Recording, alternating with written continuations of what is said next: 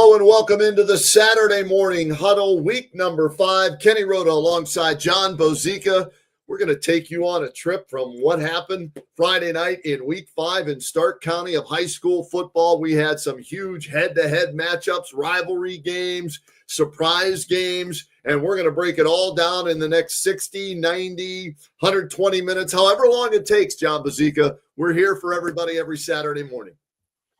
We are indeed, and quite a week 5 last night. Obviously, the game of the night featured Massillon against St. Ed's, a game that you guys had on the Freshmark Sugardale game of the week. And I know that we'll hear from Nate Moore here in just a bit, the head coach of the Massillon Tigers, but just one of a couple of huge matchups last night.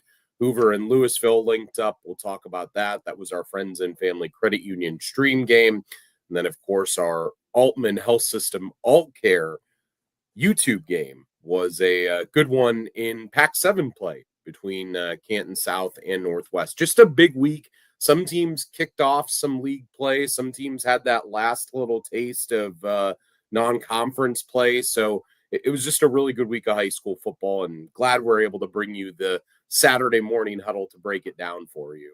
And we want to thank our sponsors who allow us to do this each and every Saturday morning. AkronAutoAuction.com, Marianne Donuts, Community One Credit Union, DeHoff Realtor, Ty Colucci, Dirty Hands Excavating and Restoration, and, of course, Old Carolina Barbecue, because we hand out the Old Carolina Barbecue Player of the Game for every game we do. And then on the Saturday morning huddle, we announce our Community One Credit Union Player of the Week, and we'll get to that a little bit later on. The scores, we're going to be showing you those scores from week number 5 right there on the bottom of the screen, so you can check how your team did, and we'll break those games down a little bit later on, John. But the game of the night was number 1, St. Ed's, according to the USA Today Ohio Top 25 poll, taking on number 17, Massillon. Well, those rankings are going to change after what happened last night at Paul Brown Tiger Stadium, as Massillon gives up a touchdown on the very first play from scrimmage. They're down 7-0,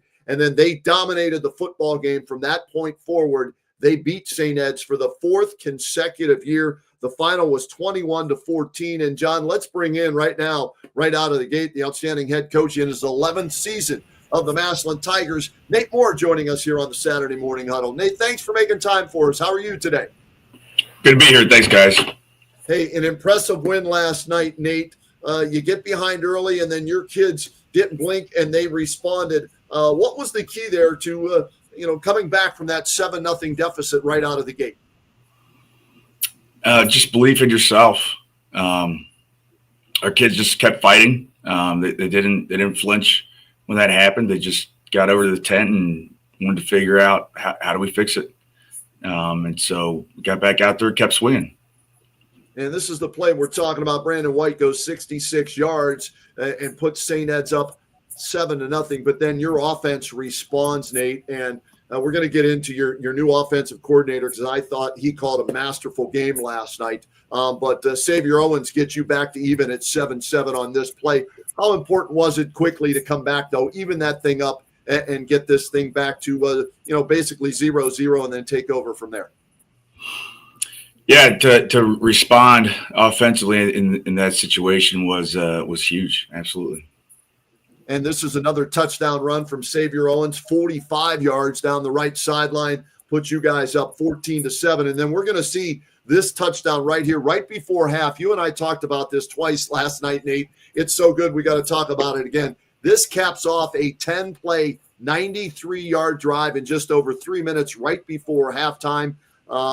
The touchdown catch right there. Have you had a more impressive drive against who you were playing in a key situation like that in your 11 years? I'm guessing you have, but where does this one rank then, I guess? I mean, it's way up there. Evan Berbera, our offensive coordinator, did a great job along with our whole offensive staff. And, we started off, backed up, and I think there was about 3 minutes on the clock when we got possession of the football. And so we were really kind of thinking, we need to pick up a couple first downs here and take some time off the clock because the odds of scoring and sustaining a drive like that are very minimal. But we had a really big call on 2nd and 6 or something like that when we were backed up, and we were in our heavy package, and threw a slant to Giorgio Jackson, singled up on the outside to get us that first down.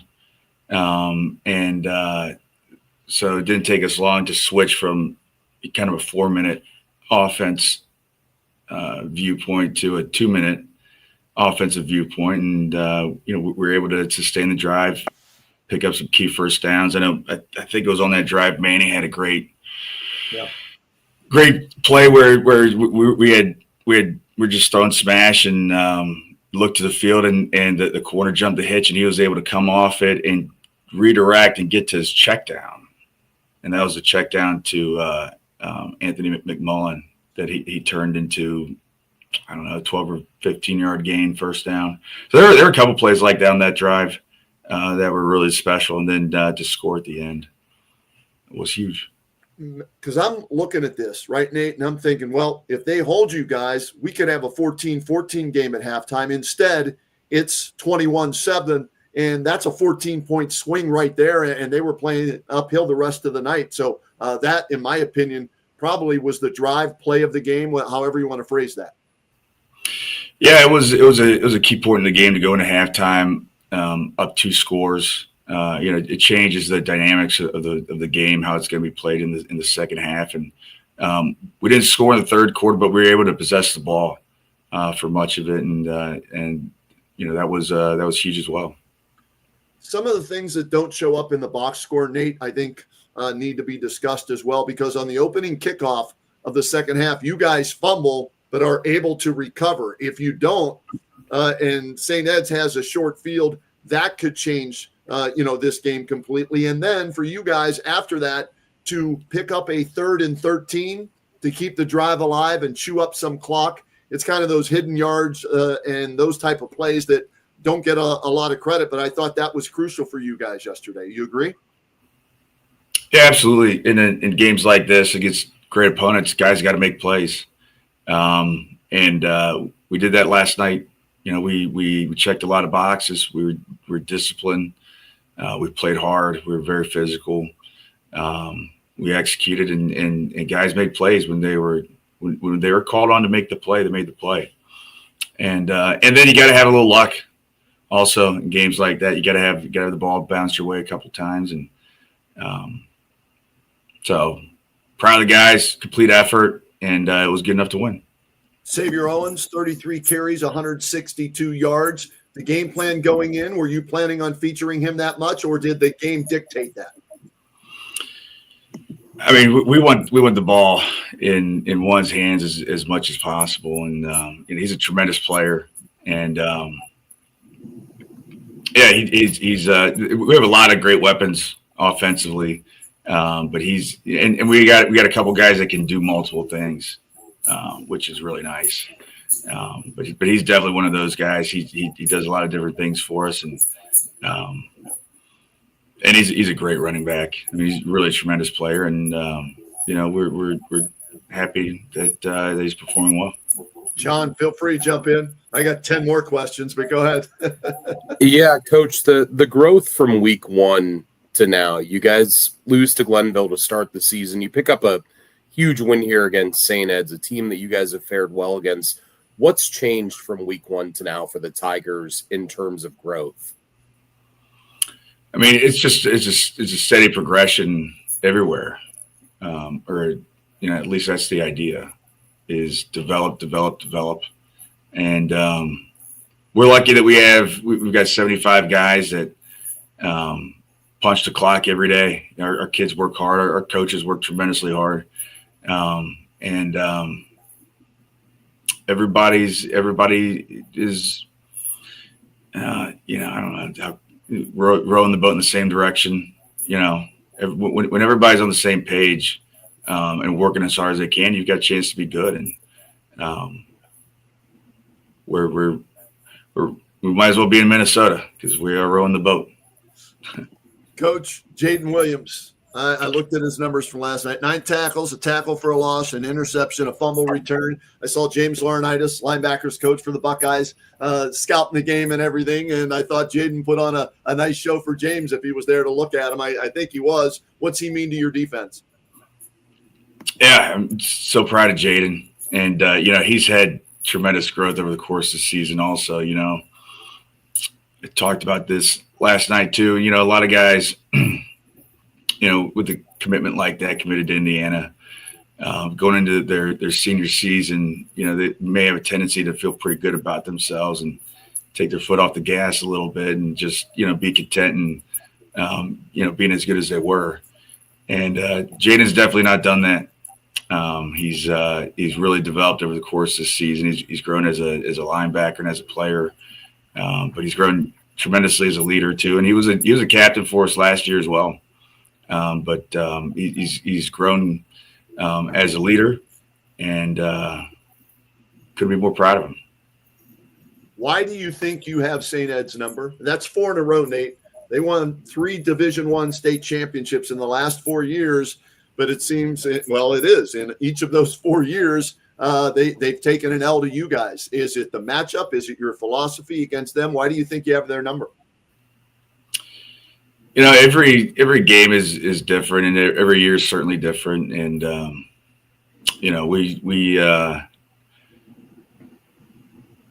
it's our aim to win every game, that we play. And so, it would be embellishment to call it anything other than that. We've just go out and play hard, and then try to execute and make plays. And we found a way to win last night. Like I said, our players played really hard. Our coaching staff did a nice job. We played complimentary football in a lot of ways, and we found a way to win last night. And that's the only brick that we want to stack right now. John, anything else? He's probably got film to go watch or something, but feel free.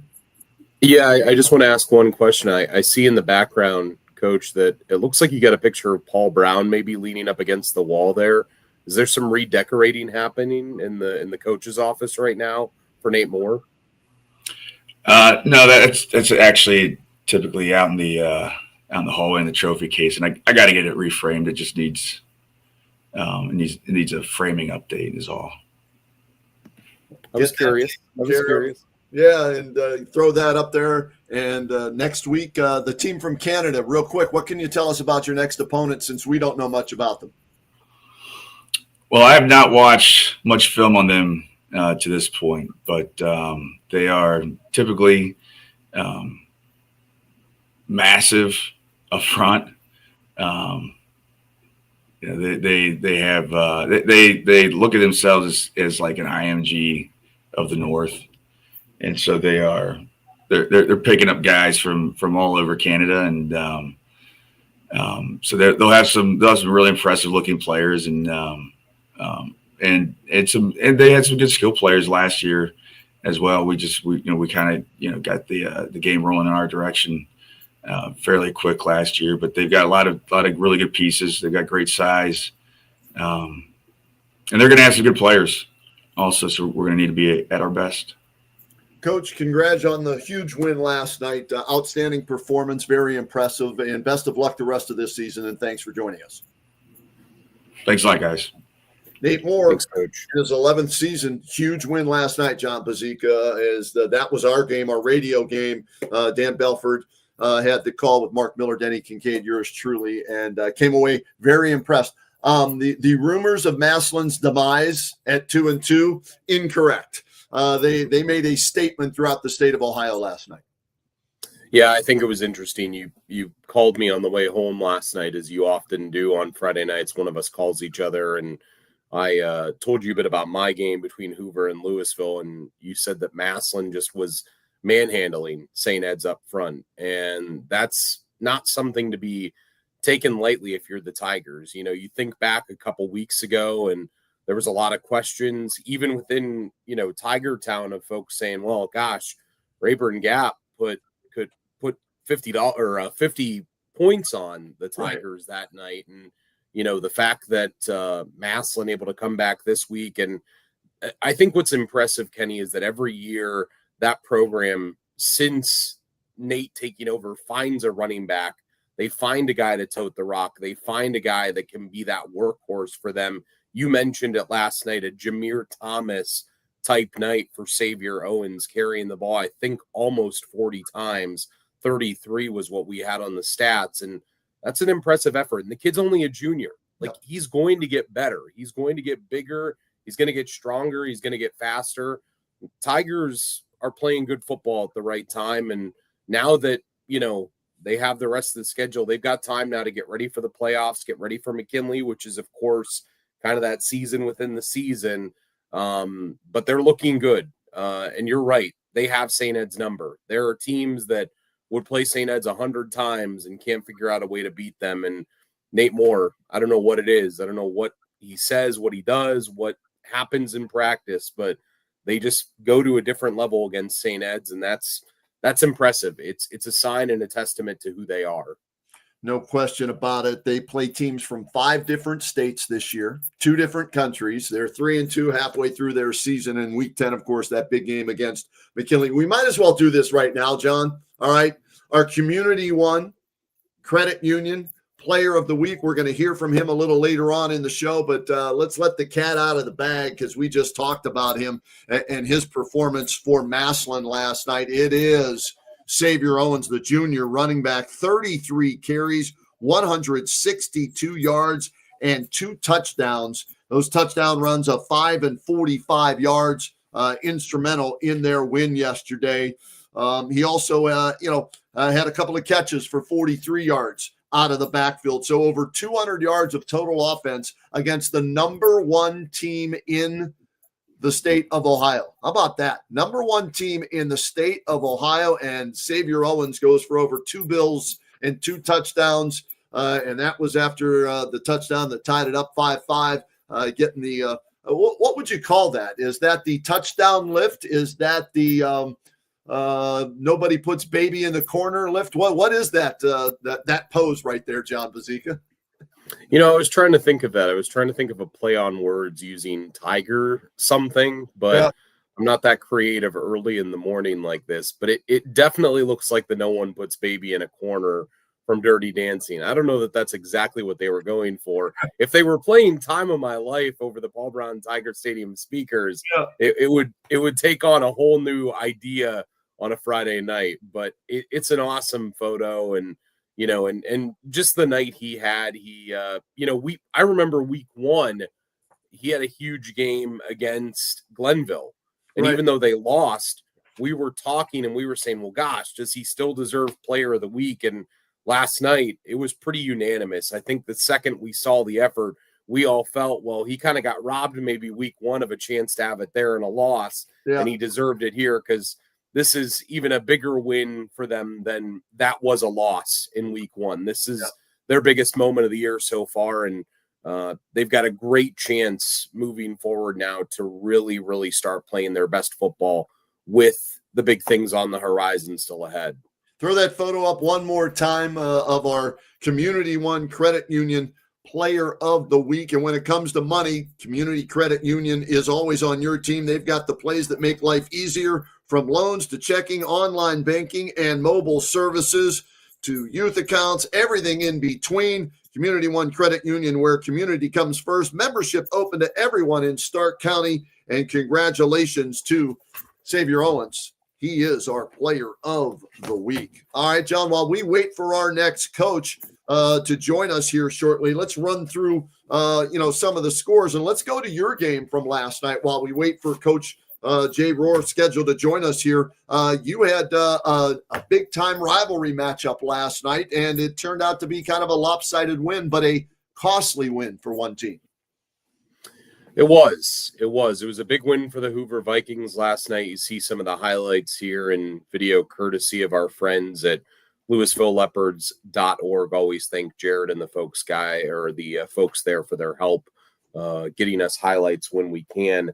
It was an interesting game, Kenny. You saw the first touchdown there. John Collins got the night started for Hoover with his touchdown, but after that, he got injured in the game, and we still do not know the extent of that injury. We know it was an ankle injury on his right leg, but hey, Hoover responded. This kickoff return by Bryson Beyer to start the second half, and then this was the guy who took over, Kenny, and we'll see more from him later on in the huddle.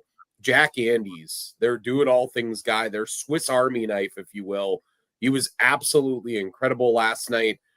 North Canton Hoover needed a strategy. They went in at the half, and they came up with a strategy to get this guy the football on a wildcat-type formation, similar to what Massillon was doing last night with Xavier Owens. This time, though, they used Jack Andes, their normal leading wide receiver. He does tote the rock sometimes, but last night he became the go-to guy offensively for them that they had to lean on. 17 touches, 103 yards, and 2 scores. And without his effort in that second half, Kenny, I really don't know that Hoover is able to win that football game. And not just that, Hoover's defense last night was incredible. Absolutely shut down everything that Louisville had. Louisville's touchdowns came on a short field, on a 40-yard field after a special teams mishap. And then late in the game, pretty much in what would be popular logic to say garbage time, you know, and I hate using that term at the high school level, but there is that point in games sometimes. But still, overcoming the injury of John Collins, your guy that had led you all year to that point, 8 touchdowns to 1 interception, leading rusher on the team, literally carrying the Vikings to their 4-0 start. And they say, hey, you know what? Next man up. We got to get Jack Andes the football. And George and I on the broadcast, we were talking about it right before the half, Ken. We were like, what are they going to do? Who are they going to get the ball to? And he said, well, maybe there's a wide receiver they could get the ball to. Yeah. And he knew. Yeah. He was thinking ahead, you know, but 5-0. First time since 2003, Kenny, that the Vikings are 5-0. Don Hertler Jr. was patrolling the sidelines last time they were 5-0. That's impressive. The game was 7-7 at the half, so it was anybody's game at the half with Collins down. I read in the paper today he was on crutches towards the end of the game. They hope it's not too serious, so fingers crossed that it's not what happened to Ty DeGeorge. Doesn't sound like it is, right? So that's, I guess, the good news in all of that. The last time Jack Andes played quarterback, 8th grade. How about that? So he goes from wide receiver to wildcat quarterback and does a bang-up job.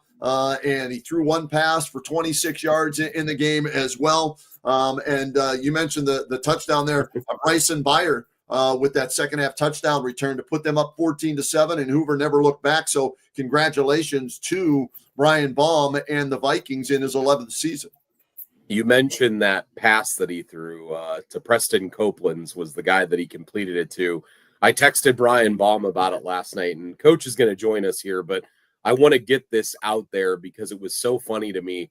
I texted him and I said, when Jack Andes threw that pass, did your heart skip a beat? Because, Kenny, it was a wounded duck in the air. And he said it looked like he kicked it. That's what he said in response back. So Coach Baum knew that it was a point of concern. And, you know, Kenny, what's crazy is last night before the game, and I'm going to bring this up with Coach Baum today, but right. I asked him about the fact that, you know, they've dealt with injuries every year. I was like, you guys always have that catastrophic moment where it's like you're off to an unbelievable start, and then you've got to rethink the thing entirely. And I thought it was interesting last night. He told me immediately, and again, we'll ask him about it, but he said they were ready. You know, it didn't phase them. And I think that's, you know, 11th year in, same thing as Nate Moore. You're starting to see that growth in the coaching staff that, you know, they're like, okay, you know, we got to just go in and come up with a different strategy now. And they did, and they got their best player of the football.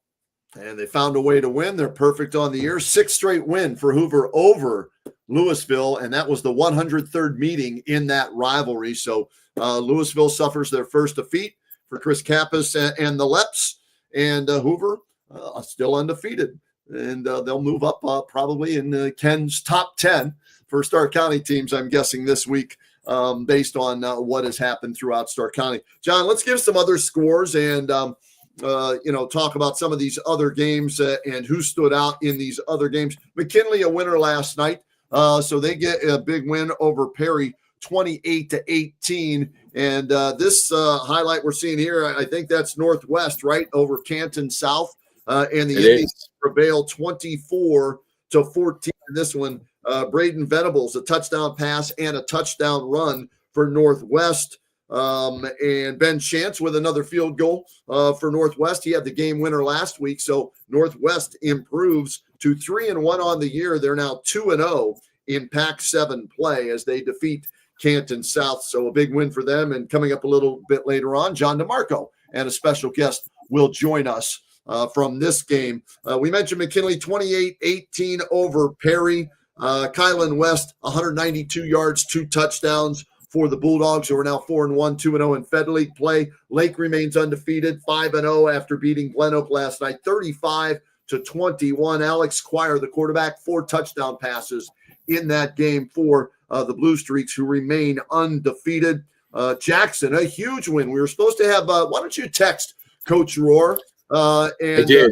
I did. I texted him and I texted Coach Baum. They're both supposed to be joining us here right now. Coach DeMarco, I see, is in the queue right now. I don't know if he can hear us and be a part of that, but if he wants to join early, he of course can. We're open to changing. We'll call an audible on the huddle. We have no problem doing that. Absolutely. So if he gets the video up there, we'll join Coach DeMarco there. Jackson wins it though, 38-35. Another 1-score game between Jackson and Green as they beat the Bulldogs to get their first Federal League win of the season. They're now 1-0, 3-2 on the year. How about this? 824 yards of combined offense in that Jackson Green game that finishes up Jackson 38.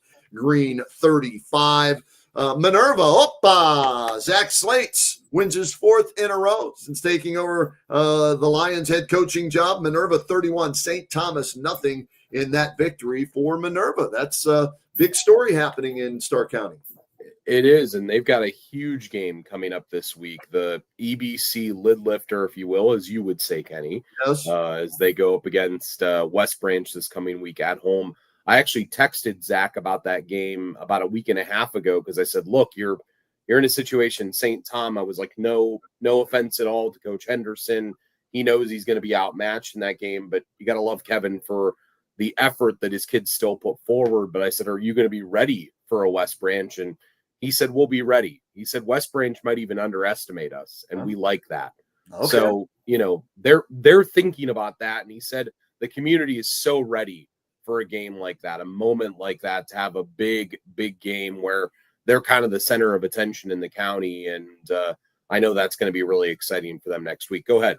All right. Other scores to tell you about. Fairless, a loser to Orville, 48-35, as the Falcons put up a lot of points, but come up on the short end in that one. Alliance beat Central 42-7. J.R. Jackson, 189 yards, 3 touchdown passes in the first half alone in that win.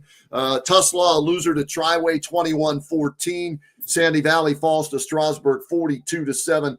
East Canton was undefeated. They're not anymore. Ridgewood took it to them yesterday, 35-0. Marlington will take on Warren JFK later on this afternoon, and those are all the games from in and around Stark County last night. So as we wait on a couple of more coaches here to get their video in, and we'll invite them into the huddle here shortly. But week 5 in the books, and impressive for some teams, and one of those teams, no doubt about it. John, you had the game with Hoover, and Coach Baum joins us now.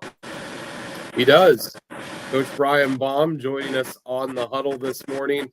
Coach, thanks for stopping by, and thanks for making time. Hey, thanks a lot. Sorry I was at youth football today with my boys, so running a little late today.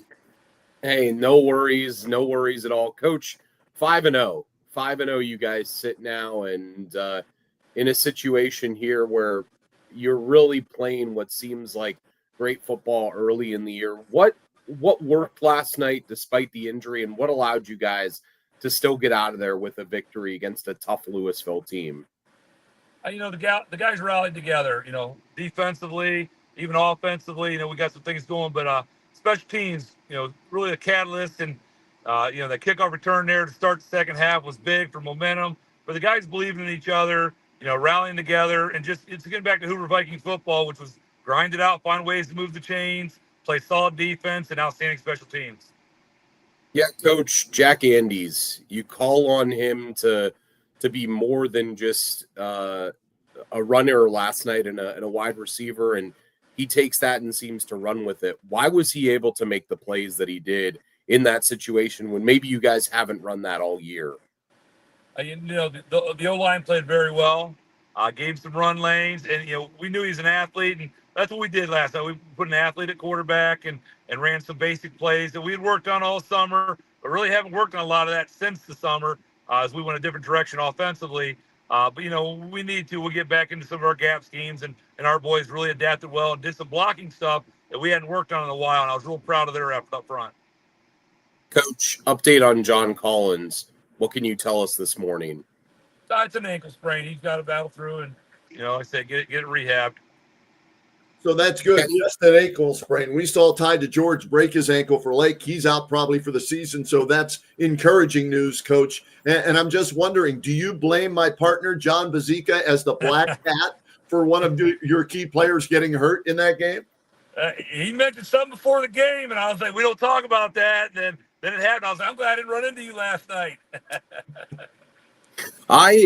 Kenny, I texted Brian right after the game, and I was like, man, I feel like the worst person in Louisville right now for sending that message. But, Coach, the way your guys adapted, I want to talk about your defense, too. You've got those Lukens brothers. You've got the guys up front. David Tully last night, 2 sacks. I mean, you've got some dudes on that side of the ball. I know you love a great defense. Why is the defense playing at such a high level right now? They're bought into it. We're running the forefront. We're how do I put this? We're platooning a lot of guys in that forefront to stay fresh. I mean, we're playing the 6-8 D linemen in interior, playing 4 different defensive ends. We're rotating guys in and out because we want to stay fresh and stay fast. That allows my linebackers to play fast. And you talk about the Lukens boys, Kish, Kavanaugh, those 4 guys in there. They're doing a real good job with the reads. They're playing downhill, and the secondary is doing a good job being, they're being where they need to be and helping us out there. Not just that, Coach, but also you mentioned on the back end, Aiden Kish made a huge interception late in the game last night. Just everybody on the defense seems to understand their role. Why has that been such a high level this year on that side of the ball? I lost it, yeah. John, Can you hear me, Coach? I don't think he can hear you. Might have lost you, but we can let him go, right? I mean, that's a nice run there with Coach. As his team got the big victory last night, and we got him back now. Go ahead, bring him in. Let's try and bring Coach Baum back in here and see if we can get this squared away. There he is, Coach. John was talking about your overall defense, I guess, Coach, and in such a big game, a rivalry game like that. How did you guys keep your composure and play so well, holding them to just 13 points? We rallied on defense. First half, their backs were against the wall quite a few times. Bend, don't break mentality. Once we got the offense to help switch the field in the second half, our guys just started really getting after the quarterback. And, that's a tough position for a quarterback to be in. Is the D-line, their ears pinned back, especially some of the speed we have up there. Our secondary, as I talked about, Aiden Kish bounced from linebacker to safety. He has 3 years experience, so he's now a guy that can do things like that. And he come downhill. He made a play on third medium on their quarterback, made it 4th and short, but he hit him so hard his helmet flew off. Next play, they got a different quarterback in, fumbles a snap. We get the ball and field position, and we win the game right there. So Aiden Kish is now standing job coming downhill, playing like a linebacker. He's been trained to safety. So that's outstanding. Yeah, Coach, first time since 2003 starting 5-0. What does that mean to you? What does that mean to the program? Yeah, our guys doing a good job in passing each test so far. There's only been 3 undefeated teams in Hoover history. So that's not something we think of. We think about just how can we pass the test weekly. And so far, we've been very fortunate. Now we have another tough task. Glen Oak's got size, speed. They don't have a lot of wins right now, but they're a very capable team, and we have to understand that we've got to play our game and not look ahead to anything else. Coach, thanks for getting up with us on the huddle this morning. Congrats on the 5-0, and I'll make sure John Bozeka doesn't speak to you before any games the rest of this season, all right? Hey, I apologize. I was running late. That was the reason I fell off. The Lukens boys were calling me, so they wanted to be on too. All right, we'll get them next time. I have a feeling we're going to be hearing a lot from your guys this season. All right. All right. Thank you, guys. All right. See you. There he is, Brian Baum. I might be banned from any Baum family gatherings in the future if I was ever going to be invited to any of them. You know what? We got to get our next coach and player in here. They were supposed to stop by earlier. They ended up stopping by now. Jay Rohr and quarterback Lucas Eckerman. Guys, thanks so much for stopping by this morning on the Huddle. Yeah, can you guys hear me? Got you loud and clear, Coach. I will. I'll give all the credit. Lucas was actually here. I don't get to see my little guy. I got a kindergartner. They were playing flag football, and for the first time, I was able to run up there and watch. And I'll be honest, lost track of time. He got a chance to run the ball. So I do apologize to you guys, and I appreciate you guys' willingness to still host us. As I alluded to, Lucas was sitting here the whole time waiting for me to get back, and actually sent me a text, Coach, where are you at? So appreciate you guys. That's a first, right? That's a first where the players wondering where the coach is at. That's right. No problem. Coach, first always, Coach. We totally understand. Thank you, Coach. Guys. How did the little guy look toting the rock? Does he look like his dad? He's got some similarities. So no, I love it. Proud father. Obviously, again, kindergarten. We want to make it as fun as possible in our youth program. And really all the coaches in our youth program are doing a phenomenal job. So it was a blessing to, again, have the opportunity to go watch your son play. So appreciate you guys asking. Not a problem, Coach. Big win for you guys last night. It always seems to be a one-score game when you play green one way or the other. That was the case last night with the final score 38-35. Coach, what was the key in getting that win? And then we'll talk to your quarterback here in a sec. Yeah, reality is this. I mean, it was a collective unit, really all three phases of the game. It's something that you just alluded to in regards to always coming down to the wire. I have a lot of respect for every coach that's in our conference. As I say each year, I think that's the one thing that separates us from the rest of the state is we got tremendous coaches that put in a lot of time, and Coach Geis is one of those guys. At Green, they got great players and great schemes, and really it was coming within all three phases of the game and being who is going to be the more disciplined football team. And offensively, we were able to put points on. Defensively, early in the game, we were able to get stops. And special teams, we were really good throughout the night. In the second half, really the last probably 5 minutes of the game, we kind of fell apart defensively, and our offense picked it up and ended up, helping us win the shootout. But,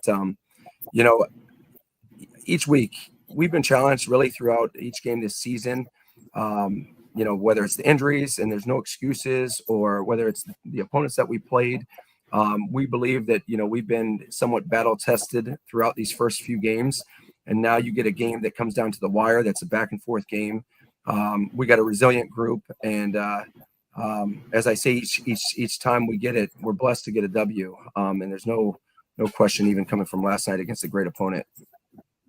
Yeah, Lucas, for you, you've been part of all of these tight games basically since the time that you were a freshman.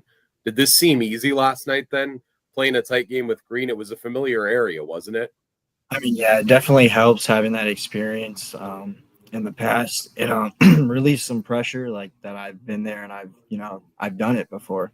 It helps that mental process that goes through that. Lucas, how have you been able to play through the knee injury? You guys have been hit with injury, especially at the quarterback position, but also at the running back position. How have you been able to play through this and play well? 10 of 18, 175 in the air last night, 2 touchdowns. Yeah, I mean, I think it starts with, just treatment with Trish, our trainer, and getting my body right, and then having confidence in our team and our guys to go make plays. And, that's what happened. Coach, seeing your senior leader like Lucas play through that and continue to put the team in a situation to win, what does that say about him?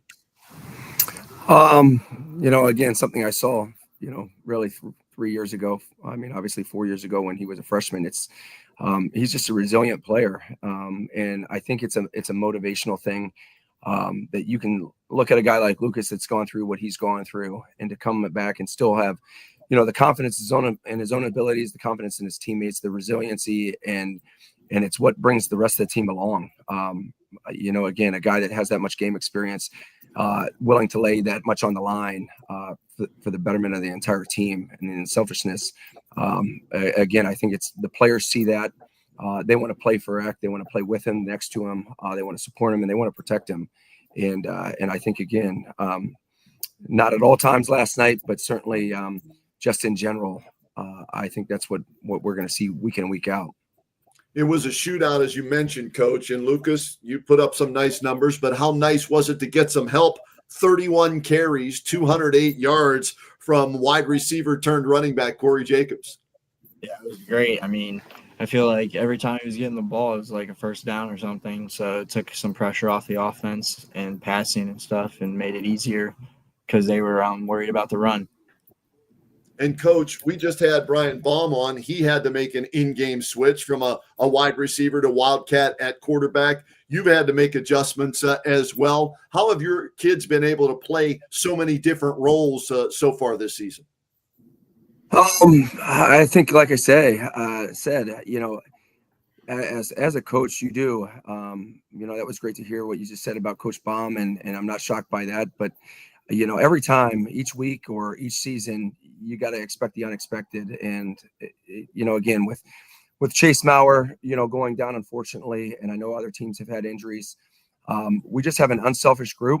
We as a coaching staff had to change the way in which we practice. And that allowed Corey to get a lot more reps from the offensive side, really just pulling him completely across from the defensive side, and then still having sessions throughout our practice to where we can get Corey over on the defensive side. But the primary focus is just being able to adapt the coaching staff's, on page or on point with the philosophy in which we're going about things. And again, right now we're getting healthy at the right time, and guys have just bought in again to that role and how we're going about things. John, I want to jump in real quick. One more question for Sure. Lucas, if you don't mind. The connection, Lucas, you have with Max Cowles, it seems every game there's a big play, a big connection. 3 catches for him last night, 66 yards and another touchdown. What is it about you two? Yeah, I mean, we've been playing together since middle school, and even earlier playing baseball together since we were 9 years old. So I feel like just having the bond with him, he's like my brother. So I feel like every route he runs, I know exactly what he's going to do, and that really does help. Lucas, it's interesting. You being a senior, I remember coming to the year and I was like, gosh, do they still have Lucas Eckerman on the team? Like, it seems like you've been playing there since, since the Fife era back in the 60s. But I want to ask you about, being a senior this year and trying to leave a legacy for the team as a senior. How has that changed your mindset this year? Yeah, I think that trying to leave a legacy makes me go harder in practice and in games because, they always say, like, what do you want to be remembered by? And I feel like I want to be remembered by winning and being a good player and a good teammate. Coach, what does that mean to hear? Yeah. What does that mean to hear him say that he wants to be remembered by winning? I mean, that's got to make you so proud, doesn't it? Yeah, I think it's proud. It's and just everything that he just said, being a great player, a great teammate.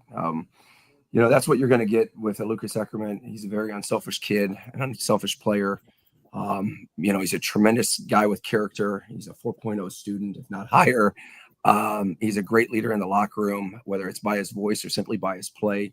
And you can see it again coming back from the knee injury a few years ago to having the hiccup this year. And still with the mental toughness and mental mindset that he's demanding to be able to run the ball, knowing that that's going to help our team to be a dual threat guy. Again, I couldn't be more proud of him. And we have a long way to go. But he knows that across the board. So again, as I always say, I'm happy he's on our team. Kenny, I think John, you got another question? Go ahead. No, I was just going to say, I think Lucas has been the quarterback at Jackson so long. He couldn't grow facial hair when he started as the quarterback as a freshman. And now he's got a goatee and a mustache and everything. Well done. Absolutely. Well done. Hey, That's guys, the passage congrats of time right there. on the win Go ahead, last night, 38-35. Best of luck, and we'll talk to you again down the road, and go see your son tote the rock a little more there, Jay, if they're still playing, all right? Absolutely. Kenny and John, it's always a pleasure. Appreciate all you guys do. So thanks for having us. Thanks for getting Thank up. you, Coach. All right, good win. Yeah, that's a great win for them, and it's just, as you said, it's funny. Last week we were talking about switching our stream game, and Pam suggested to me, well, why don't you go do Jackson and Green? And I was like, it's 2-2, 1-3. Game and like, on you, right? I should have known. 73 points. It's always a great game, and I can't say enough, Kenny. Every single year, it seems like Jackson kind of hits that point under Coach Rohr where it's like, will they or won't they? And they just seem to like always figure it out and take that next step. Yeah. And this year, battling through the injuries has been the most impressive thing. Losing the way they did to Fitch early in the year, a lot of teams would have said, gosh, we just got blown out by 40 points. We need to pack it up and already start thinking. But guys like Lucas Eckerman, Max Cowles, they've got seniors.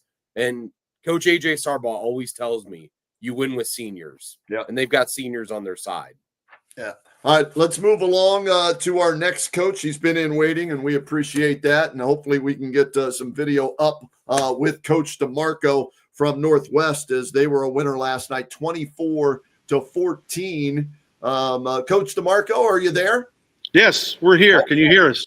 We can hear you. We can't see you, but we can hear you. But we'll run with that here, Coach. Congratulations on the win last night, 24-14 over Canton South in a Pac-7 game. What was the key to that 10-point victory?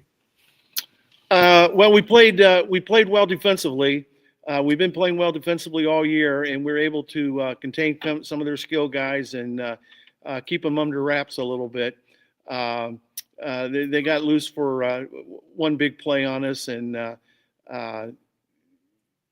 but other than that, we're able to prevent the big play and give our offense a chance to get some points on the board. Coach, the play last night of your quarterback, Braden Venables, really seemed to find a lot of comfort in the system last night. What allowed him to be so successful, not just passing, but also running with the ball in his hands as well? Well, it's his fourth game playing, so I think each week he's gotten a little bit more comfortable. He did a nice job of making decisions last night, and I think he got in a little bit of a groove, a little bit of a zone, and started having a little bit of success and made some plays, and it just kind of came together for him a little bit. But he's a good athlete. He makes good decisions, and brought it together last night. Coach, is Joey Madure there with you as well? Yes, he is. I can't figure out why we can't get you can't get our video on there. That's all right. We've got some highlights that we're rolling from your game there. Let's talk to Joey then, since he joined you, as he had a big touchdown run for you guys last night. Joey, what was the key offensively for you guys? Maybe we lost them. Hold on. Oh, got to add them back. Go ahead, guys. Yeah, Go Joey, ahead, Joey. What was the key offensively for you guys last night, Joey? Offensive line play. Really just beating them up front, making everything easy. Joey, when it comes to what you've been able to accomplish this year and coming into a program like Northwest, how have you found comfort in your first year with the Indians this season? Really just the coaches, the community, the kids. It's all been great. Really nice transition. And Coach, for you, having a player like this, Joey, stepping up and adding to the offense that we joke every once in a while it's Air Indians. Well, last night you guys were doing it on the ground, and he was a big part of it. How huge is that for balance with your offense? Well, he's been definitely a great addition, and especially we would like to spread the field a little bit, and we're able to spread the field and get him going last night. He ended up 22 for 152 or something like that, and watching a 21-yard score that he got right there to kind of put the game away. But he's been a welcome addition, not just on the field but off the field. He's come in with a great work ethic, mixed in with our kids really well, and it's hard to believe he's only been here for a few months because he mixes with our kids so well. Coach, do you guys feel like your ready for the task coming up this week against Lake. Probably going to be the toughest team that you face to date, some might argue, but going against a Federal League team, what's that going to be like this week for these guys? And what do you hope to learn about this group? Well, we hope it kind of springboards us into the second half of the season. Obviously, the Federal League's a whole different animal. Lake is obviously very physical, very sound in how they play. They don't beat themselves. I'm hoping we could get in and match them and be able to take the physicality from Lake and take it into the second half of our season.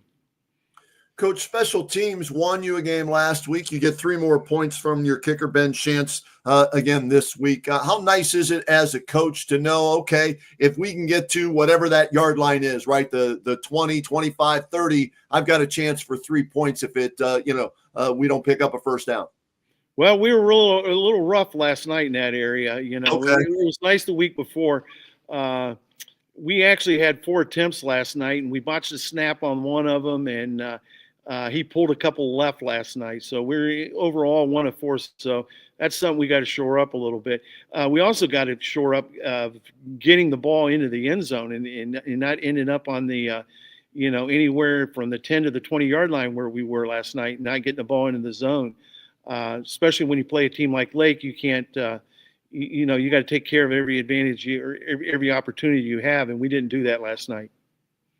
Yeah, Coach, it seemed like last night, too, going against a team in Canton South that had athletes that you guys were able to neutralize a lot of that at times. What went into that for the defense, and how were they able to slow down a team that really does have talent all over the field? Well, our defensive staff, it starts right there, have done a great job this year, led by Todd Barkin, who's our coordinator. I think they had a great game plan in, and more than anything, we're just trying to prevent a big play and make them snap it again, keep their quarterbacks contained as much as we could, and try to control the ball a little bit offensively, keep our defense off the field. And we did a nice job of that last night, I thought. Coach, you're 2-0 in the Pac-7 to start. 2 other teams have at least 1 win and no losses in the Pac-7. As you play a non-conference game, do you keep an eye on what the other teams are doing in the Pac-7 when you're out of conference next week, or no, you just focus on Lake and worry about that later? No, I don't worry about that. We always try to tell our kids it's all about what we're doing, not about what somebody else is doing. We can control our own destiny here. We just need to take care of our own business. Coach, I do want to ask one more question about Braden Venables, your quarterback. These highlights that we've shown, he does such a nice job of stepping up in the pocket on that one throw and then eluding a tackler on that run. He's a shorter kid. What goes into him being the player that he is? How is it that he's able to make those plays and be so comfortable even when things are closing around him? He's got great composure. He doesn't seem to get too excited one way or the other. And I think it starts with that. He's a true football guy. I mean, he lives and breathes it. He knows the history of football. He's been into this. He's watched Northwest football since he's been very young. This is something he's wanted to do his entire life. But he just does a great job of keeping his composure. He's also very coachable. And I know the coach is kind of hard on him and works with him on a lot of different drills, and he takes it all in and is always trying to improve, always trying to make himself better. I've got one more question for Joey. 22 carries last night. How you feeling this morning, Joey? 22 carries take its toll, or no, you're good with that? Oh, I'm good. Just feels good to get the win. And Coach, you love hearing that, right? Probably give him yes, he looked pretty fresh on that run, and that was late in the game. So I'm thinking maybe he can use the ball a little bit more, and that won't be a problem either. Okay, I was going to say at 22, maybe move that up to about 30 carries next week. You good with that, Joey? If he asks you to do that, do whatever he tells me to do. Wow, listen to that. That's his attitude. That's how he's been since he's got here. He's just willing to do whatever, wherever. And he just fit in really well, and we're just so glad to have him. Coach, we're so glad that we had you guys on the huddle this morning.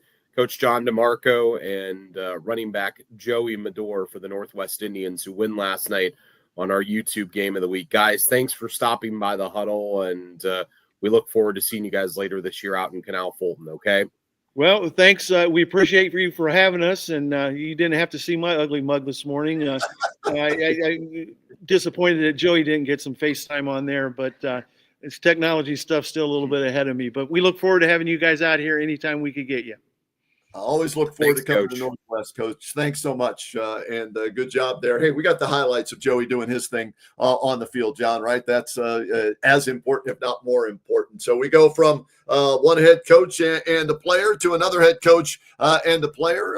Let's bring in from Alliance outstanding head football coach Tim Goodman joining us. And, Coach, who do you have with you for our viewers out there today? He's our senior captain, Grady Fast. He plays on our defensive line and is our tight end for us. Outstanding. Well, both of you, thanks for getting up with us here on the Saturday morning huddle. And Coach, an impressive win last night over Central, 42-7. What was the key to dominating that game the way you did?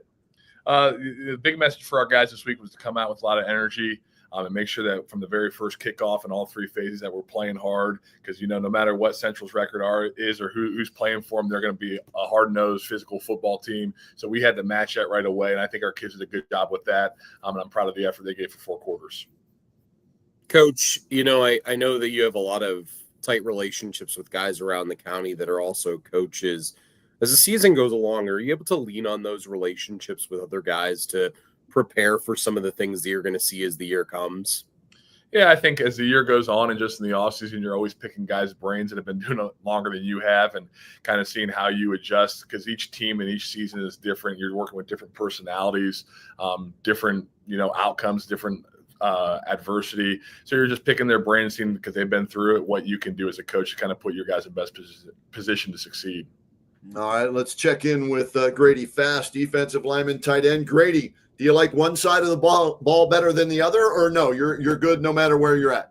Well, I kind of like defense a little bit better, but, the offense might need a little bit of help, and I'm there.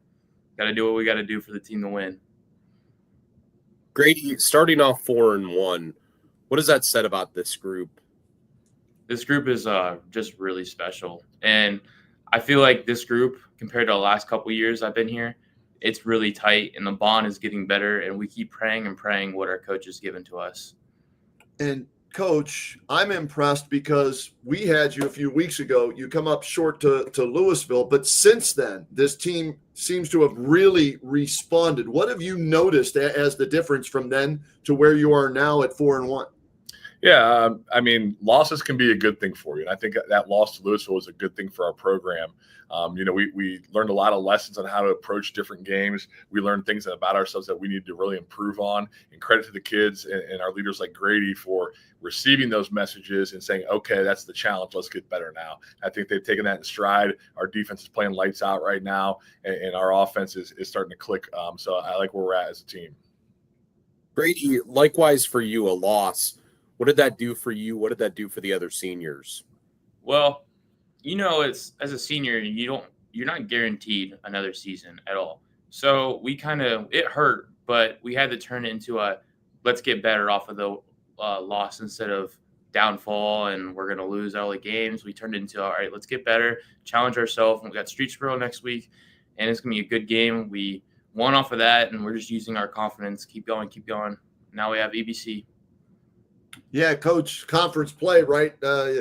I'm looking at, the standings and everything. Nobody's played a game in your conference yet. So next week, it's conference play finally for you guys in week number 6. Does anything change preparation-wise or no? Yeah, I think we just got to take it to another level. You're going to start going with these different, old rivalries of they've been playing Salem since they were probably in 2nd, 3rd grade, so they know those guys really well, and you want those hometown bragging rights. So I think just taking our preparation to a different level, our intensity, our focus as you enter league play is a key. Coach, I feel like sometimes maybe the EBC gets a little underappreciated as far as conferences go in the county. Why is it so tough week in and week out? There's really good football coaches out here in the EBC. Coach Johnson at Salem has been doing it for a long time. Had a great run at Camp McKinley. Coach Cooper at West Branch is one of the masterminds when it comes to offensive football. You got Coach Slates who's getting it going down there at Minerva.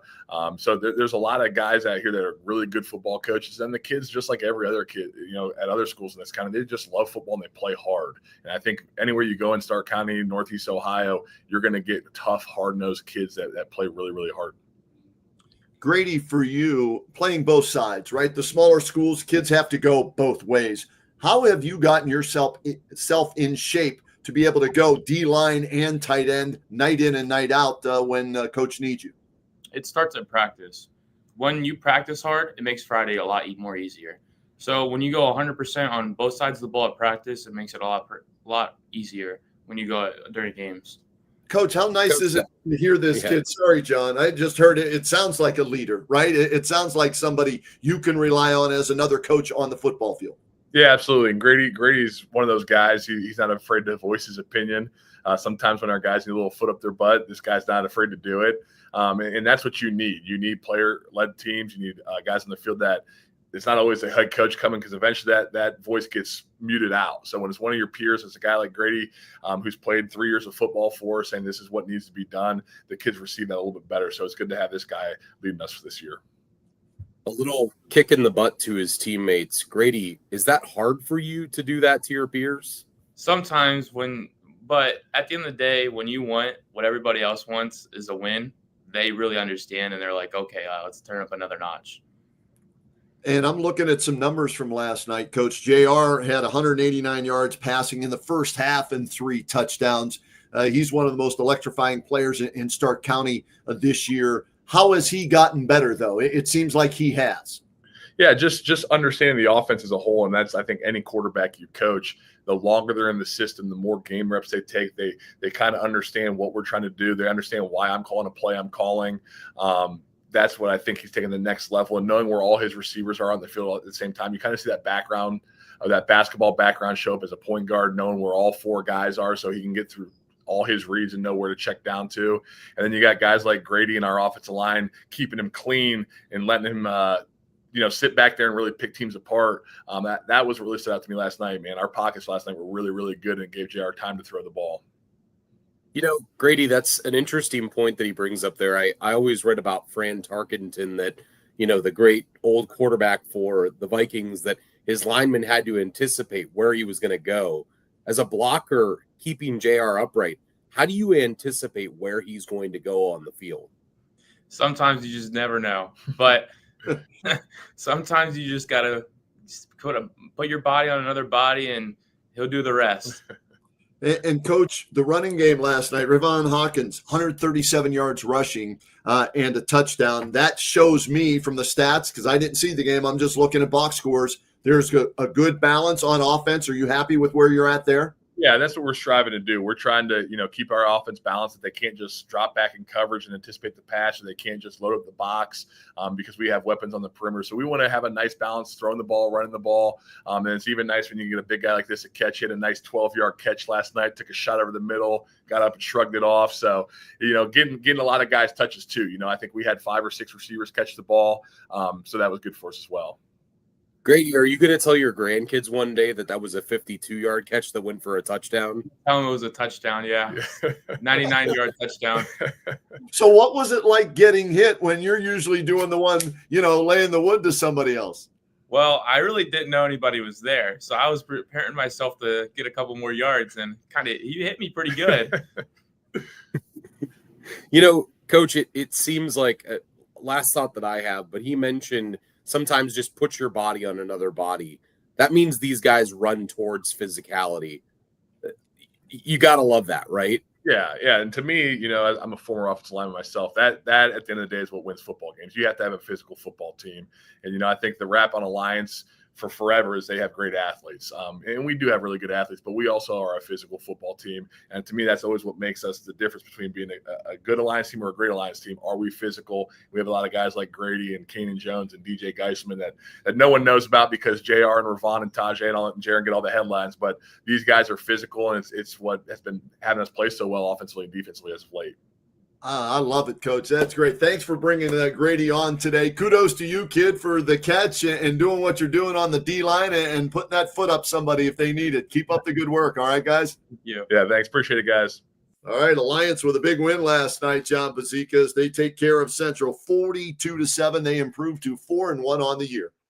You know, Kenny, it was always funny. I always heard the story that Doug Deacon, the former Browns color commentator, when he caught the one pass that he did, I think, in his career, ran with the ball one time, that he told everybody the story that he was like, oh, yeah, I went for like 50 yards and a touchdown.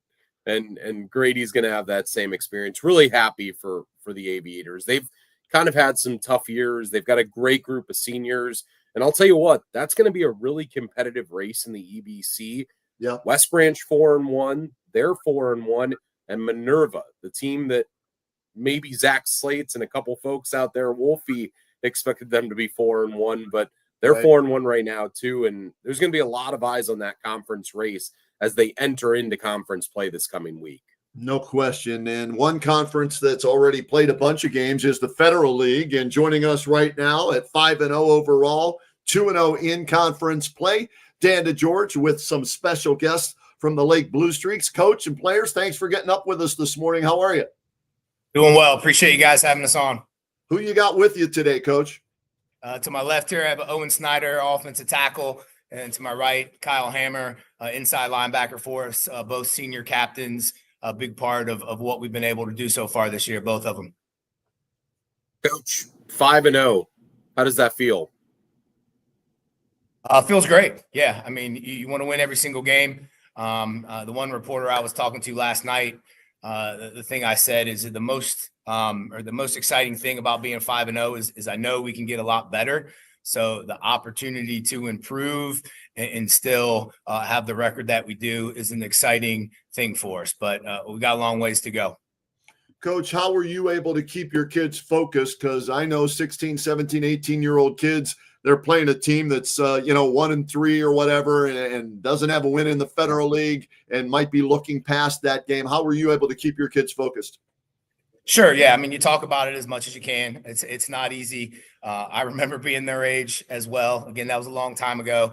And the things you think as a kid, but just try to remind them that, Coach Garcia and his staff do a great job. He's a great coach and their kids were going to come out and fight. And they did. They were up on us in the first quarter and we did not play well in the first quarter. That was probably our worst first quarter of football in a long time, but our kids responded on both sides of the ball and they woke up a little bit. And moving forward, you hope the lesson learned is that you can't show up for a game like that and still find a way to win consistently, particularly in our league. Oh, and last night, your quarterback, Alex Squire, has a huge night.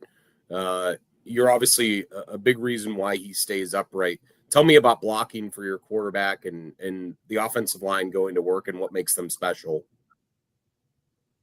Yeah, it's great working with my guys up front. We're like a team up there, and we're really good at keeping Alex up, and Alex makes some plays for us, so it's great. Some plays. Coach, you had a heck of a game, 4 touchdown passes last night. What was it about the game plan where you thought you could hurt Glen Oak in the air? Yeah, I mean, we've tried to mix up our run and pass. This year, we have a little bit more speed at all our wideout positions, which I think makes us tougher to defend. We called a few things in the first quarter last night. It had some guys wide open and dropped some passes that we don't normally drop. And we kept battling. Alex did a good job of stepping up and make some things happen with his legs. Our receivers kept running their routes. In the second quarter, we hit some big plays, throwing the ball. Then some play action stuff later on that we were able to set up because we were able to run the ball. So Alex is doing a nice job throwing the ball. Our receivers are doing a nice job. We spread the ball around. I think, 4 different guys had a touchdown catch last night. So that's a good thing. Makes us harder to defend. Kyle, I want to ask you because every time we talk to Coach DeGeorge, he brings up Coach Viscount. And I want to talk to you because you play on Coach Viscount's defense. What is it about him that makes him such a special guy and allows the defense to play at a high level? I would just say the way that he coaches, like he really gets on everybody in practice, which I like because he wants the best for every player. And I would just say schematically, I think he's very knowledgeable because he's been coaching for so long. and he's coached. He's been the head coach. He's been the defensive coordinator of Lake. So yeah, I would just say like schematically, and also the way he like coaches us and then gets us hyped before the games. Like he's the camaraderie, like all that stuff. Yeah, it's really good. Kyle, for the team falling behind 7-0 early on, but you guys rally and take a 28-7 lead into the locker room at halftime. What was said? What changed last night? I would just say that I was just like the energy. I feel like the first quarter, everybody just thought, like Glen Oak was bad and we were just going to, beat them down without even trying or nobody putting forth effort. So I was just like, we got to get the energy up. We got to play just like any other week, just like McKinley or Perry or any other Federal League team, because they're just as good. So I just think the mentality of that, it doesn't matter what the record is, that they're going to come out and try to beat us. So we have to put the same effort out. Coach, do you like kind of getting those games where you get punched in the mouth maybe a little bit? Is that good for you as a coach to get those moments? Oh, absolutely. You want to have a competitive game. I mean, you get the most out of being challenged. And in a lot of our games, at least for a quarter or 2 quarters this year, have been that, right? Where we had to respond. But last night was good. If you take something positive out of it, is we responded to some adversity again. We can't come out and play that way in the rest of our games, or we're going to lose football games, right? So I think that's something we learned. If you're able to learn that after getting a win, I guess that's a pretty good position to be in. But I think our kids all felt the same this morning. They were excited about the win, happy about the win, but no, we have to get better. Coach, what have you learned in 5 weeks about your football team? You're undefeated. You've had some ups, some downs, some injuries in that. So what have you learned to this point? Just we have a really, really tough group of kids, man. Each week we've had different kids step up and make plays, and a lot of those kids aren't necessarily in the stat box, right, and get a lot of the press. But everybody doing their 111th.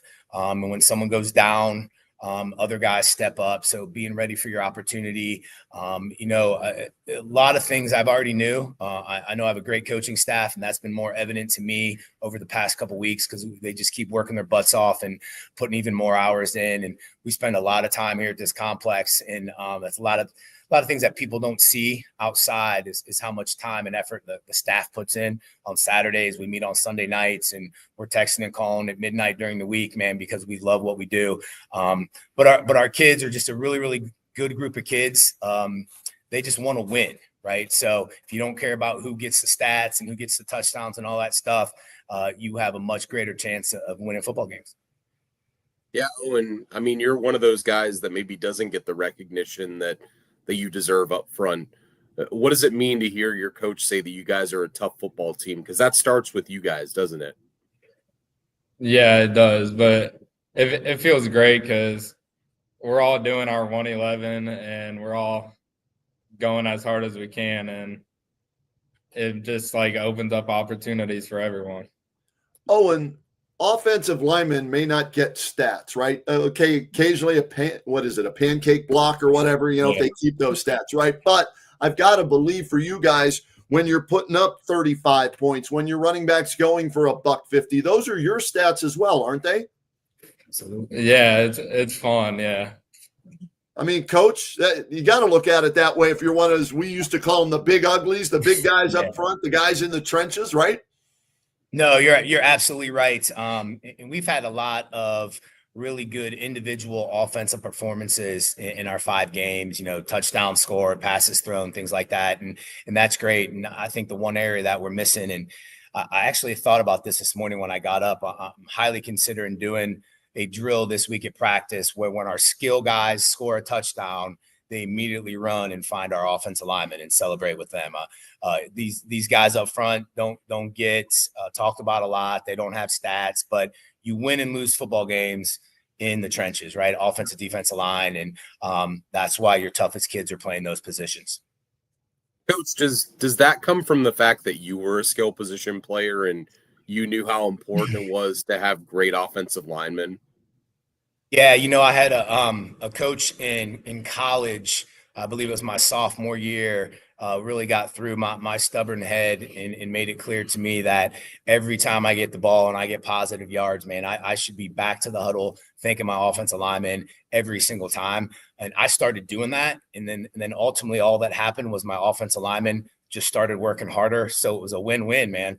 And that's the game of football, right? You rely on each other and just getting kids to understand that if and when you can do that, you see some great things happening. Coach, you mentioned 5-0. A lot of good things, come from 5-0. One of the good things is you can go to 6-0 next week, right? So, non-conference game though for you guys. How do you keep the team focused to stay on the same trajectory that you want them on? Yeah, I just told them this morning at the end of our meeting. I said, coaches in our situation, I think do one of two things. They back off a little bit and think we're 5-0, we're rolling, or they do the opposite and they expect more and turn things up a little bit. And I told the kids we're going to do the latter. Our expectations are going to be raised this week. I don't care if it's 95 degrees. You're going to get coached harder than you got coached last week. The expectations are going to be raised. I need you to watch more film because the goal is to go 1-0. We can talk about everything we've done up to this point, but all that we can control is what's in front of us. They can't look past Northwest and Coach DeMarco. If we do, we will lose the football game. They're a well-coached team. Their kids play hard. And I think we learned that lesson this week. So excited to see how our kids come out and have a great week of practice. Kyle Owen, I want to get your thoughts on what he just said. He said that if it's 95, he's going to turn the heat up to 150. You like hearing that? Yeah, no. They're probably used to it though, right, Coach? Yeah, they're just being honest, so that's all right. That's good. You got to love that. Absolutely. Honesty is the best policy, no question about it. Hey, guys, congratulations. You're at the top of Ken's top 10 list right now. You're number one still, Coach. As long as you're undefeated, you're staying there. Keep up the great work. Congratulations, and we'll talk again soon, all right? Appreciate you guys having us. Rock them. Rock them. There they are. The Blue Streaks, number one in Ken's top 10 Stark County teams, man. Love the way they're playing. They've overcome adversity. They got punched in the mouth early in this game against Glen Oak in a Fed League game, responded by running off 28 consecutive points en route to a convincing 35-21 win for them. So let's see if they can keep it rolling. Well, and I think that's becoming the story of the year, Kenny, right? Adversity. I mean, all across the county. Wow. It always seems like it is, but, Hoover last night, John Collins goes down, Jack Andes steps up, makes big plays. Ty DeGeorge went down at Lake. What do? They respond. They win games. Alex Quire throws 4 touchdowns last night. Yep. You look at Jackson. They had week one, a big effort. Carter Mulliman came in, made plays, threw touchdowns, got them the win. They deal with more adversity. They come back from it. They have a new kid playing running back who was a wide receiver converted into a running back. And he goes for, 200 yards, you said last night. So it's, hey, if you don't change and if you don't try to make adjustments as the year goes along, you're going to be left looking back at it and saying, what happened to this season? And every coach we talked to this morning, Kenny, they've used a word of dealing with some sort of adversity. Yeah. And the fact that all of these teams are beating it back is amazing and speaks to the testament of the coaching and these kids. No doubt. Massillon last week, Manny Patterson didn't play their quarterback. He was out for a game. So they're all facing it and coming through with flying colors for the most part. Hey, John, time to take a look at our Marianne Donuts sweet play of the week. And I teed that up for you. You take it from here because this is something that you saw and you said this one needs to get some recognition. Yeah, obviously here are some great donuts. I think next week we're going to have my dad do a donut delivery. He'll be coming in through this door that's right behind me. But it was this play in the second half, courtesy again of LouisvilleLeopards.org. Jack Andes turns the corner and turns on the afterburners on his way to 6. I chose the play not because maybe it was the sweetest play of the night, but because it was a testament of the night for Jack Andes. Without his play in the second half, Kenny, I really think that it's a situation where Hoover probably doesn't find a way to get to 5-0 on the year. And thanks to Jack Andes, they're off to a 5-0 start. He had 100 yards rushing last night. He didn't expect to have that going into the night. And here it is again. Turns the corner, makes Louisville's linebackers mix, and man, that speed in the open field, Kenny, that's devastating. John, look at this. It looks like the defenders are going to have the angle on them. 1, 2, 3, 4. And yeah, those other guys don't even count because they're not in the same zip code. And you talk about turning on the afterburners and the Jets. Impressive last night there. And Marianne Donuts and the Saturday morning huddle. It's the perfect combination to get caught up on all things high school football in Stark County. Grab your favorite box of Marianne Donuts, a cup of coffee, or a hot chocolate, and then sit back and enjoy WHBC Saturday morning huddle to see how your team did on Friday night. Marianne Donuts, high school football, and WHBC classic Canton traditions. And this tradition is the Marianne Donuts sweet play of the week. Jack Andes flying down the sideline for a touchdown in a big Hoover win last night. Yeah, Kenny, I want to actually start this over. After we look at these delicious donuts, which they look great, look at number 13, Michael Lamlin, to the left of the quarterback here. Look at this block that he lays, right? Oh, boom. Yeah. Gotta love that, right? When you got the little guys, and when I say the little guys, skill position guys, throwing some blocks. So he's out in front and then jacks that dude up, knocks him back about 5 yards, and that allows Andes to turn the corner and take it to the house and help Hoover get a big victory over their rival, Louisville. The final in that one was 31-13. So that was our Marianne Donuts sweet play of the week. Let's once again, if you're just joining us here on the Saturday morning huddle, we'll give you our Community One, Community One Credit Union Player of the Week, and it is Xavier Owens for the Massillon Tigers. Xavier Owens with a huge game last night, 33 carries, 162 yards, 2 touchdowns against the number 1 team in the state, St. Ed's, as Massillon pulls off the upset, if you want to call it that. Based on the rankings it was, but to Massillon it wasn't an upset. And St. Ed's, no problem. That's 4 years in a row now that they beat St. Ed's. 21-14 was the final. And congratulations to Xavier Owens. And I had a chance, John, to catch up with Xavier after the big win last night on WHBC Radio.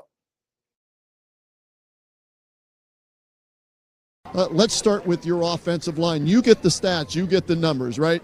But talk about the guys up front and the blocking tonight that you received and how easy it made your job. It was amazing. It was easy. I wasn't really getting touched to the second level. I just knew that I was going to get through the line and just follow behind them. They're very well conditioned, and I just knew they had it in them.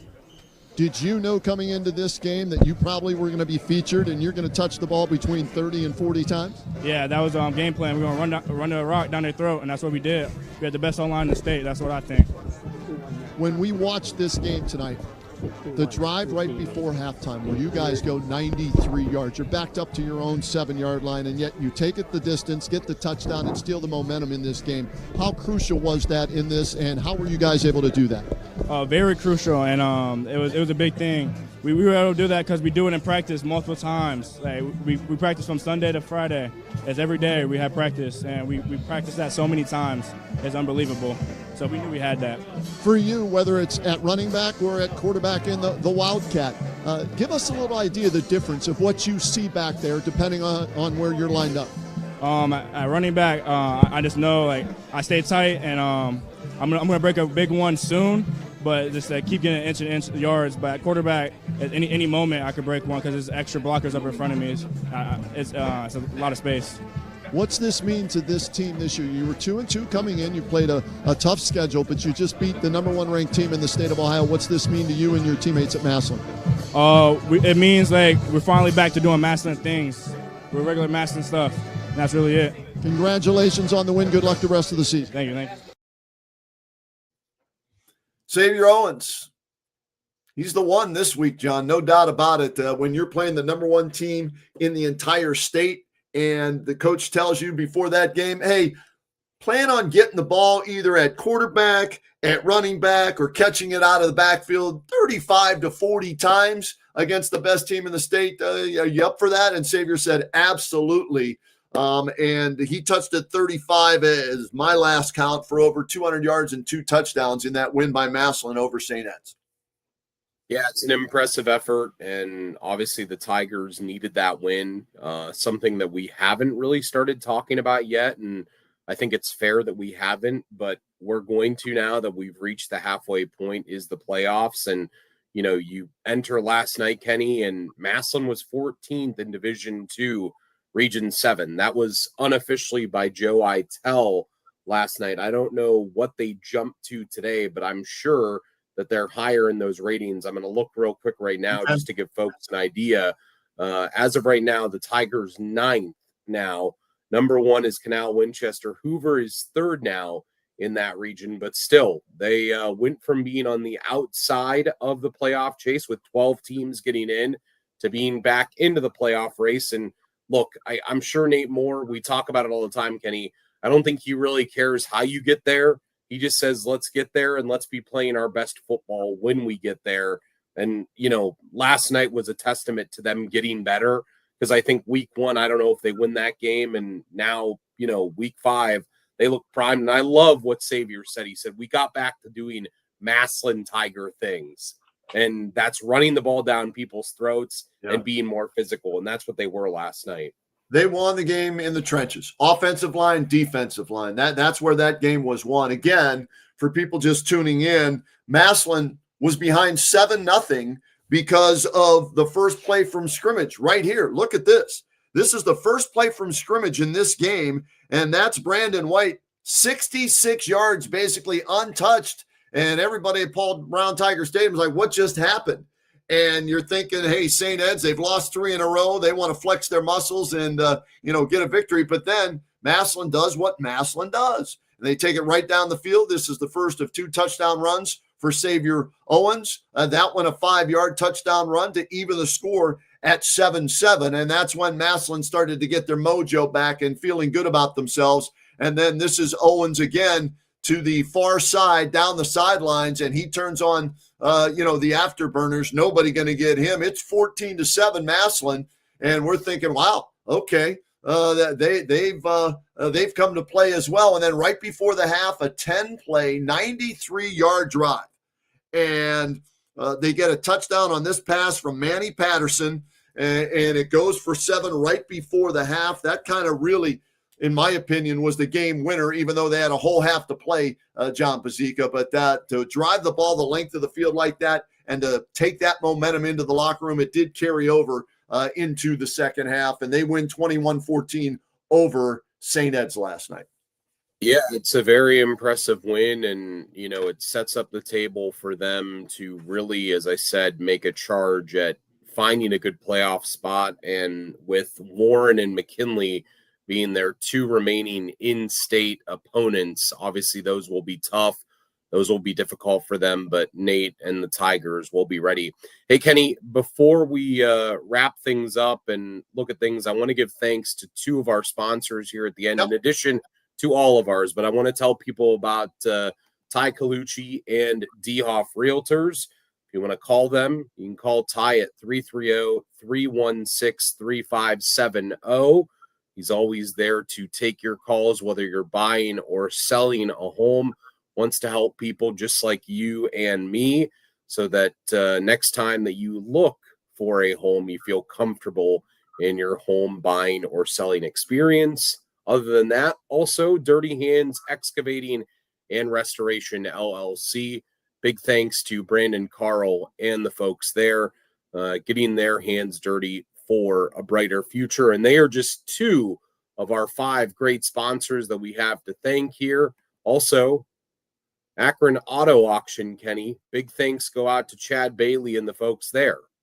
Yeah, he was on the Kenny and JT show with me yesterday, talking high school, college, pro football, gives back to the community. If you're looking, to maybe purchase a car and have never done it via an auction, check them out at akronautauction.com. And, of course, Marianne Donuts, our sweet play of the week. We love having Marianne Donuts back with us for another year of high school football here on the Huddle. And Community One Credit Union, our player of the week each and every week. Proud to have them on board, and Xavier Owens from Massillon won that award this week. So thanks once again to Community One Credit Union, and Xavier was the one this week for Massillon. And John, that game was so big last night. We mentioned it with Nate Moore.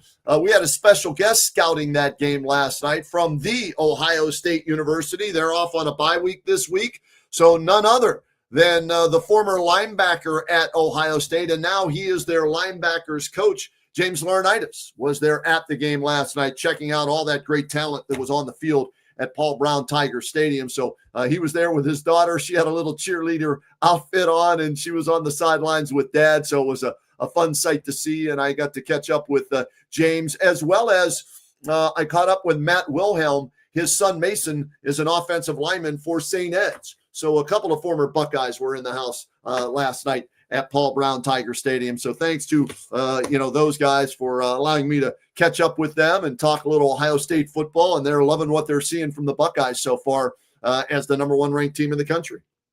They should be. Been playing really good football so far. That win over OU last weekend was pretty hard fought.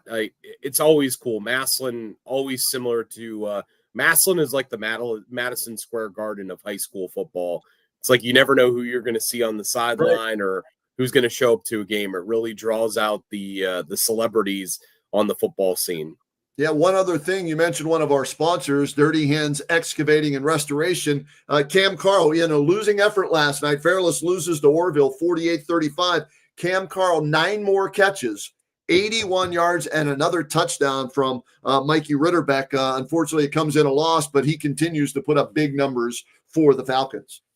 Yeah, it's a tough year. The Pac-7 this year is especially strong. It's interesting. I was talking to George, my dad, who does the games with me, and he was saying, wow, Canton South is having somewhat of a down year. And I said, I don't know if they're having a down year, Dad. I think they're just playing really high-level competition. Northwest is really good. Manchester is really good. Tuslaw lost last night to Triway by just a touchdown. So It's going to be tight competition all the way through. Guys, this is when the fun starts for us.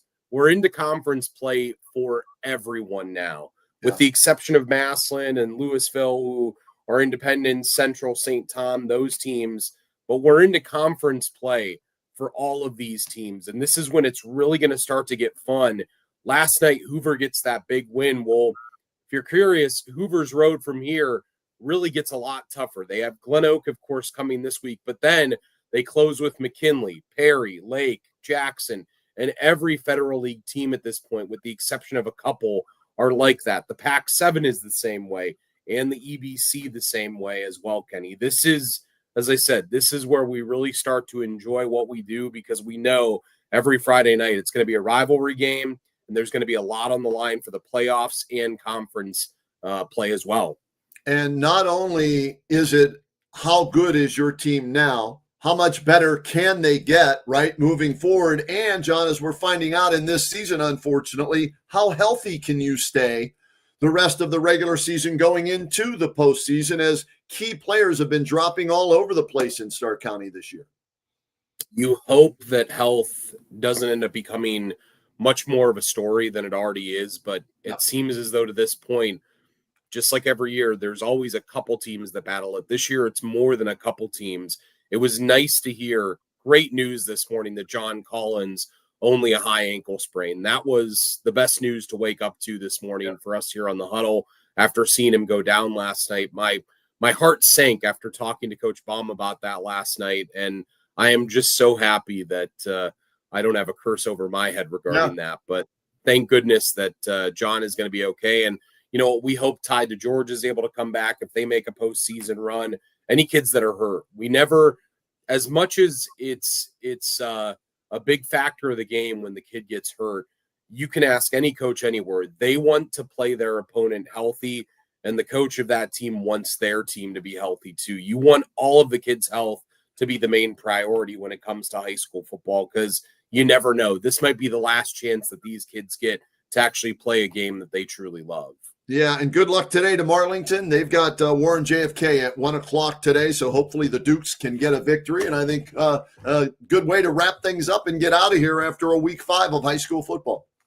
It is. It's an enjoyable week 5. No Buckeyes today, so nothing to look for there. Of course, the Browns tomorrow. A reminder that if you would like to indulge yourself in listening to them, you can do so on 1480 WHBC. So at your own risk, okay? That's what I will tell you. I'll see everybody at jerseys on Fulton with the Stark County Browns backers, but do so at your own risk. You do. Big thing, though. All you fans out there, even though we only talk football here I'm going to bring it up once. Root on those Guardians. They are the hottest team in baseball right now. Root those boys on. Hopefully next week when Kenny and I talk to you, because it'll be a week from today, we'll be talking about a playoff clinched Guardians. There's work to do, but it could happen. They're like cockroaches. You just can't kill them, man. They keep, showing up the next day, and they're still in this thing. 2.5 out from the Tigers, 1.5 out in the wild card. So JT and I will be doing our show, the Kenny and JT show, Wednesday from Progressive Field from 3 to 6 o'clock this Wednesday. Can't wait for that. That should be fun. Kenny, we're going to break the huddle. I enjoyed it. We'll talk next week. Sounds good, John.